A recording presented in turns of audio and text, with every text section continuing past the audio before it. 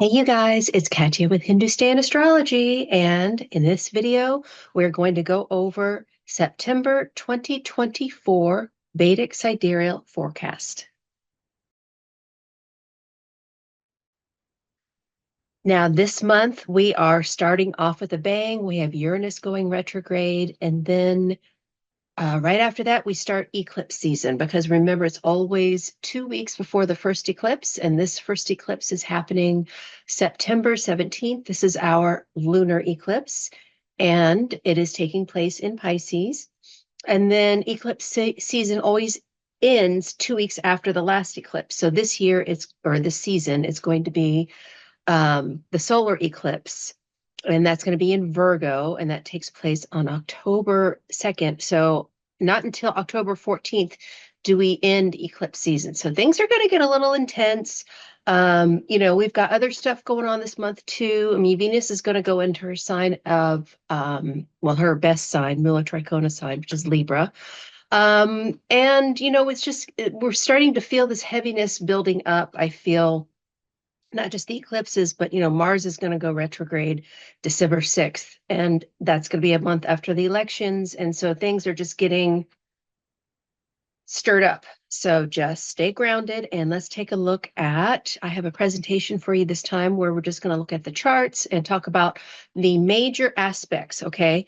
So, if you're interested in a daily forecast of where the moon is going to be, as well as all of the information I'm giving in this, I make daily posts over on Instagram. Just look up Hindustan Astrology and you'll see I always put them out at midnight EST.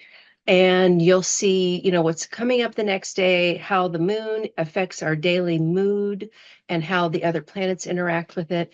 So head on over to Instagram for that. And then without further ado, let's begin our presentation. Okay, I do just want to say a word real quick. I had one of my followers last month say that she doesn't like the music in the background because she has hearing difficulties and has to use, special equipment, and it was too loud for her. So from now on, I am not going to be putting music in my presentations, and I want to apologize to anybody who was having difficulty listening to the video. So I'm really sorry. And, I didn't even think about that. So I'm glad that you said that. And I have turned comments on in my videos now, obviously, for reasons like this. Okay. So let's take a look at what we have. Okay, here we go. So September 2024 Vedic Astrology Forecast. I'm Katya, and my website is hindustanastrology.com. I also do tarot and oracle card readings, and at the end, I'm actually going to pull some cards for this month as well. So stay tuned for that. All right, so right off the bat, September 1st at 11:18 a.m. EST, we have Uranus going retrograde. And guess what? He is exactly 3 degrees, 3 minutes, which is the moon's point of debilitation. Now, I find that very interesting. I mean, I'm sorry, not debilitation, exaltation, excuse me. The moon is exalted at 3 minutes, 3 degrees. I'm sorry, 3 degrees, 3 minutes. I think Mercury retrograde going direct is affecting me. So, here's the thing. If I've done some research and, every time Uranus has gone into the sign of Taurus, since the United States has been around, it's produced a war. And so the last time was World War II. And he's going to cross back over into Aries. And I think that's a big thing that's going to stir up a lot of problems for the world in the United States. And like I said, having Uranus on top of the moon's exaltation point is definitely it's kind of like a landmine whenever planets go over another planet's exaltation or debilitation point. So the thing about an exalted moon, it seems like it would be really great, you know. But when a person has this, oftentimes their mother turned mothering into smothering, too much of a good thing. But it's a very fertile point. I have found that women that have moon debilitated in Scorpio oftentimes will have fertility issues and may not even have children. But and both positions, they either love their mom or they can't stand her. It's one or the other. Doesn't matter whether it's exalted or debilitated, but fertility is the issue.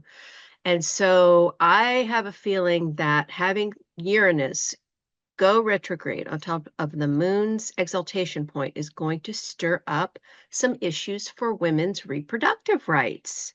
I think something's going to happen here, especially when it goes back into um, Aries, and particularly when Uranus goes back into Bharani Nakshatra. Bharani is, the symbol is the yoni, the female reproductive organ. So, I think Uranus is going to stir up not just issues with fertility, but also food. So just pay attention to what's going on around you. And obviously, wherever you have, this point in your chart, that's going to get triggered as well.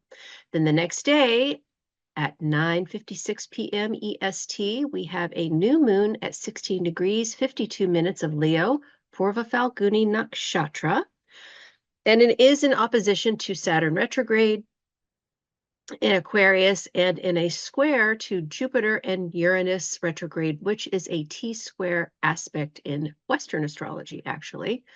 So this is a kind of a game changer. For the United States, this is the ninth house of law.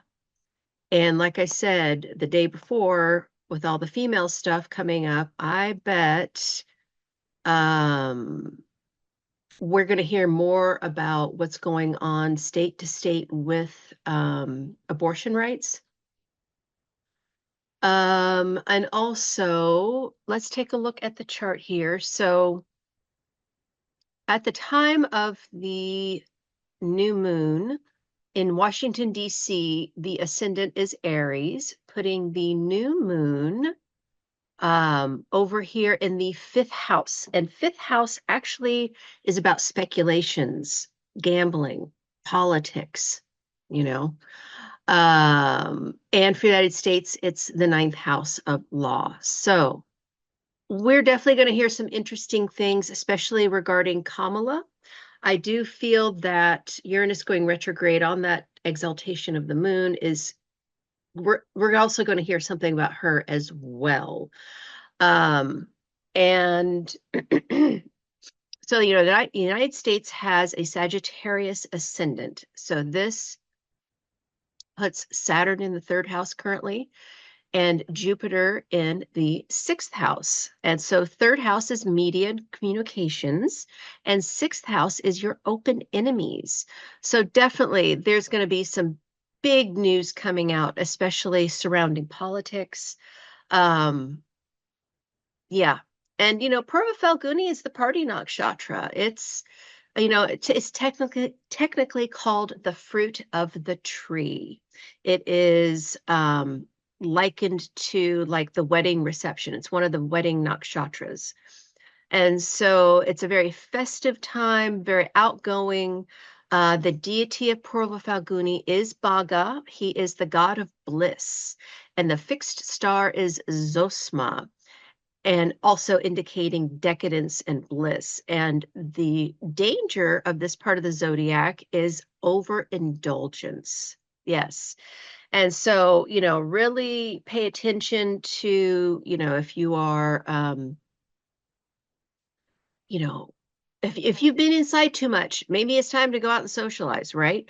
But the interesting thing is one of my teachers that I've taken classes with, Dr. Andrew Dutta, he actually said in one of his classes that he discovered that children who are in the spectrum or even are severely autistic, the whole range actually. Well, those kids will have significant placements in Porva Falguni because it's about socialization. And if you know anything about autism, they have a hard time socializing, right? So, and it's also extremely creative. I mean, these are your hardcore artists here. So, you know, a lot of autistic kids have great talents in some area, not always artistic, right? Some of them can be better at math or something, but they have an extreme talent. And this seems to make them not be or lessen their social skills, shall we say. So, you know, this is definitely a time where be careful of overindulgence, you know, get out and socialize, you know, in whatever capacity you want to, right? These are things that are going to be issues on that day. And you know, Mars is in Gemini now, and he's pretty much on top. Well, the United States Gemini is like barely at 1 degree of Mars, so he's still conjunct. And that happens every 2.5 years. It's not like a major transit. But the fact that Mars is in the United States, seventh house, and in mundane astrology, that is your opponent. Shows that, you know, we're definitely going to hear the rumblings of war. Things are not going to quiet down in the Middle East, probably not till next year, is what this Mars retrograde is indicating, because when he goes into Cancer, December 6th, he goes retrograde, then he goes back to Gemini, and then he comes back again, and he doesn't finish this whole thing until April. Yeah. So I feel like this is really kind of the start of all of that intensity. Then we have September 3rd to the 15th. Now, the 4th through the 15th, you guys, there's just not a lot going on. I mean, maybe in Western astrology, there's more aspects, but, you know, I'm just showing you the major stuff. So, like I said, if you want to know what the moon is doing every day between the 4th and the 15th or the 16th, head on over to Instagram and you'll get a post about exactly what's going on. But take that as, you know, like a couple, you know, 10 days of relief, right? 12 days, couple weeks of relief. So September 3rd, we have the beginning of the eclipse zone, 2 weeks prior to the lunar eclipse. And, you know, for new people, eclipses are a time when things come out of the shadows and they come to light, things that we didn't see before, right? So just, you know, really pay attention, and pay attention to your intuition. And in general, if you're looking to strengthen your intuition, you really want to observe everything. Don't discount what you're feeling or thinking, because you're probably picking up on something, okay? So, you know, it goes all the way till October 14th. The eclipse season does. So, you know, things are just intense. It's a time of change. It's a time to let go of old things, embrace new things, that kind of thing. And on the 3rd at 7:56 p.m. EST, we have a Venus and Ketu conjunction at 12 degrees, 27 minutes of Virgo Hasta Nakshatra. So, Venus and Ketu, you know, Venus is love, values, self-worth, self-care, beauty, relationships, you know, all those things. And Ketu is about loss, surrender, letting go. And, you know, because it's with Ketu, Rahu's opposite, and Neptune is sitting with Rahu for this conjunction. So Neptune is going to be aspecting Venus and Ketu. And so, I mean, in general, this talks about letting go of old relationships, and especially when the eclipse, especially the lunar, well, the solar eclipse will be in Virgo. You could have things revealed about your relationships that you did not know. Neptune always confuses things, and he's retrograde right now too, meaning that it's kind of like a whistleblower. Things come out of the shadows, very similar to an eclipse energy, and they're together. So, relationships, infidelity, letting go of past lovers, all that kind of stuff is going to come up around this time. So just, you know that it's coming. And if you have Venus and Ketu conjunct in your birth chart, this indicates that You are highly romantic, kind of like an old-fashioned romantic kind of person where, you really do love, you kind of look at, relationships with rose-colored glasses, right? Um, and you only want something if it's ideal. And this is the romantic, combination. This is what we call it, the romantic.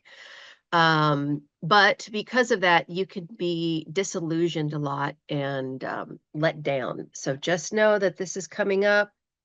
Things may be coming out that you didn't know about, okay? Yeah, and Venus is debilitated too. So, a debilitated Venus, I've actually made a video about it over on TikTok and here on YouTube. And it actually, in a way, strengthens Venus. But it makes everything Venusian more difficult, means it's a challenge. You have to work harder at things. If you have this in your chart, you could be highly artistic and very beautiful as well. A lot of women that have this actually, because it's brighter in the sky. Well, when it's retrograde, it's brighter, but when it's debilitated, it's stronger. And so, Venus debilitation can make a very beautiful person on the outside, but full of nerves and anxiety because, Virgo is, you know, very highly analytical and OCD about stuff. So a lot of times, actually, it could be the opposite, where these people are quite sloppy that have this. So, but if you blend all of that with K2, you could see how, there could be a lot of breakups that happen with this. There could be a lot of things that come out of the shadows that you did not see. And if you don't see them now, you'll probably see them during eclipse season. So I'm just warning you, if you feel like, things aren't going well with your relationship, then this is going to show you where, okay? All right, then September 4th at 2:12 a.m. EST, we have Mercury going into Leo. He's still Gandanta until the 17th. So just knowing that, our emotions, the way we communicate, could be, triggered at this time. Mercury is how we communicate, and when he's in the Gandanta zone, we could be really overwhelmed with emotions and not being able to communicate. So if you combine that energy with the Venus K2 conjunction, I think we're gonna have some broken hearts out there. I'm just calling it like I see it, y'all. Okay, so don't be mad at me. Okay, now jumping forward to September 16th at 10:13 a.m. EST, we have the sun entering Virgo. So yes, this is Vedic Sidereal astrology. This is not Western astrology. Our sun sign changes happen in the middle of the month because we are about 24 degrees behind, because we view the night sky, the sidereal zodiac, as our map. Okay. So, sun entering Virgo, happy birthday to all of the Virgos. Thank you for being here with your wonderful energy, helping us to get healthy, helping us to write better, helping us to communicate better. Virgo is actually the beautiful woman. So, this, has lots of reference to the harvest season, as you know, and, the goodness of what comes after hard work. So the sun switching into Virgo is going to bring, um, you know, hopefully, cooler days. Currently, right now, we're in a very hot spell here at the end of August. And so the sun entering Virgo is definitely going to cool things off a little bit. Beautiful colors coming out. So looking forward to that. Then September 17th at 10:34 p.m. EST, we have the full moon, partial lunar eclipse, 1 degree, 28 minutes of Pisces, Purva Bhadrapada Nakshatra, which is the scorching star, and it's conjunct Neptune retrograde. So here we go. Purva Bhadrapada is Ajakapada, which is likened to Mars. He is the one-horned goat. He's very rebellious. He's about busting patterns. And 1 degree, 28 minutes is in between the two stars of Purva Bhadrapada, which are Markab and Sheet. There is another star, Ashurnar, there, which is actually very good. It's ruled by Jupiter, gives more creativity, more interest in religion and spirituality. But in general, Purva, as the scorching star, Purva Bhadrapada is about accidents. And the symbol is a man with two faces. So this can, this is a man who sees into the future and a man who sees into the past. So this is indicative of the seer, of the visionary, somebody who can hold two different perspectives in their mind, but is also very psychic. But on the negative side, this can be actually two-faced. This person, is lying to you and telling your secrets to other people, right? But what I've noticed is that it's because it's about the face. A lot of accidents to the face can happen during this time, and it is a lunar eclipse. So things are going to come out of the shadows we didn't see, especially with that Neptune retrograde, acting like the whistleblower. Oh boy, get ready. Because for the United States, this is happening in the fourth house. Fourth house is the homeland. So, things are still coming out that we didn't know about. We're in a Pluto return right now, y'all. So the United States has got to clean its act up. And if it doesn't, then it's just going to be a demise, right? So just be prepared now, wherever Pisces is in your chart, that is going to be where this is happening. And just pay attention. Pay attention to what happened 6 months ago too, because whatever happened during, well, it would have been the April 8th solar eclipse, which was at the end of Pisces. But those issues will have matured and will give you another opportunity to clean them off. So ask yourself, what were you doing around April 8th? Those things are going to be coming back. Now, what else do we have here? Saturn's still retrograde. He's at 21 degrees. Jupiter's at 26 degrees. They're still pretty close. I mean, that's a pretty tight square. And then we have Mercury making a T-square here. So, more stress. A T-square is just like a lot of stress, a lot of pressure being put on you. And Venus is conjunct K2 for the lunar eclipse. So everything we talked about previously with the Venus K2 conjunction is going to be true for this lunar eclipse as well. So I think it's going to start with the conjunction on the 3rd, and then by the 17th, we're going to know exactly how this is playing out for us. What do you need to let go? What relationships are not serving you? Is it time to move on? That kind of thing, okay? Then September 18th through the 30th, we have on September 18th at 4:28 a.m. EST, Venus enters Libra, and it's her sign ruler, and it is her Mula Trachona sign. So this is excellent. Venus in Libra, very artistic, loves to learn, very beautiful, very social, just she shines here. So this is, I think, going to take some of the pressure off of everything, having her there. And then September 23rd at 12:41 a.m. EST, we have Mercury entering Virgo, and that's his best sign. He rules also Gemini, right? But out of the two, he does best in Virgo. And this is because Virgo is an earth sign, and it grounds the OCD tendencies of Mercury. When Mercury is in Gemini, because Gemini is an air sign, Mercury can get very ungrounded, very full of anxiety.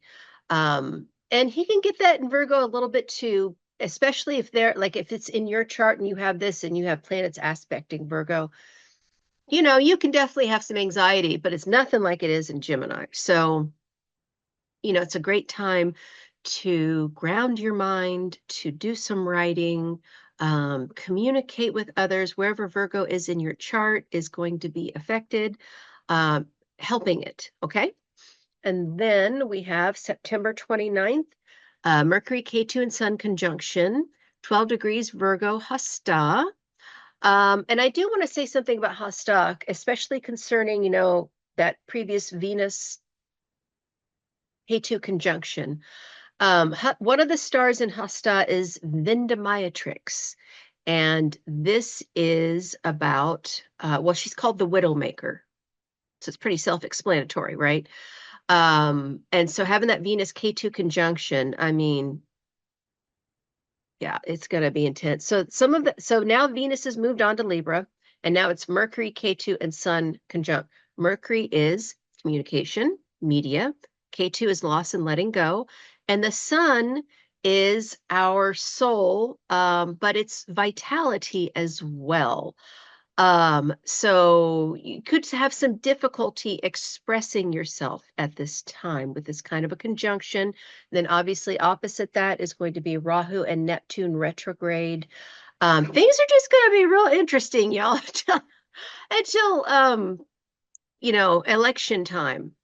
It's going to be real interesting with what communication comes out of the shadows, what things are released, how it affects how it affects everyone, but how it affects especially our vitality as a nation, our physical vitality as well, and our ability to communicate. Okay. So that is what I have for this month. And as always, don't forget to subscribe and hit the bell notification. Go to hindustanastrology.com to sign up for my free monthly newsletter, which is on the front page. And to read more of my articles about Jyotish and astrology.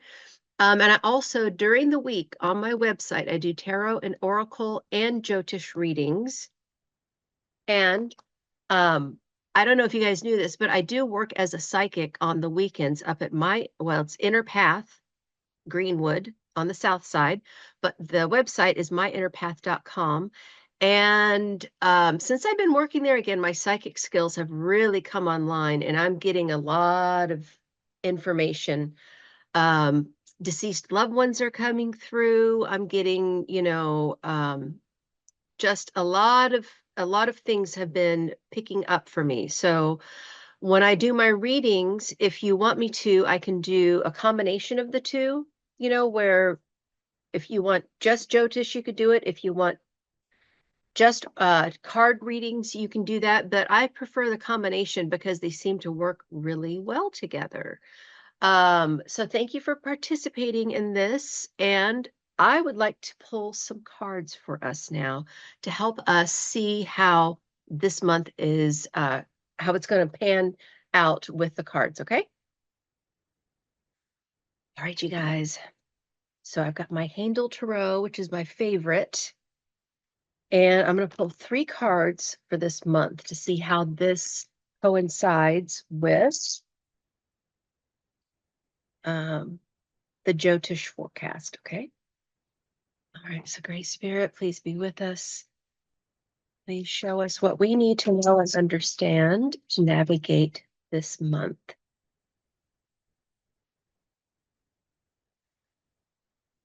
What is the message you have for us?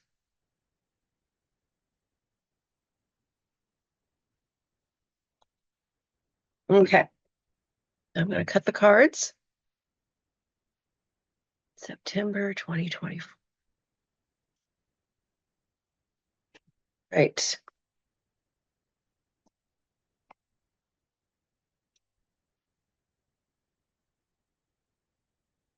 Wheel. Okay. So the first card that I pulled is Daughter of Wands in the East, Princess of Wands. And this is Radha. Let's see, there we go.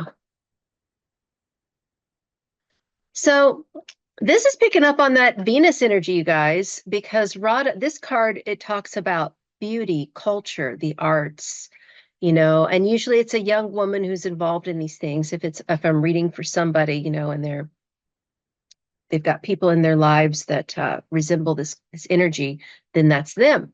But for the collective, this means that the focus is upon women. It is upon culture. And it's interesting, and it's about love too. And like I said, with that Venus K2 conjunction, letting go of old things is not bad because then it creates the space for us to bring in new things. Okay. So this is talking about, even a resurgence of all of those things that I just discussed, right? And so that's a good thing. And then we've got Two of Cups, and this is the love card.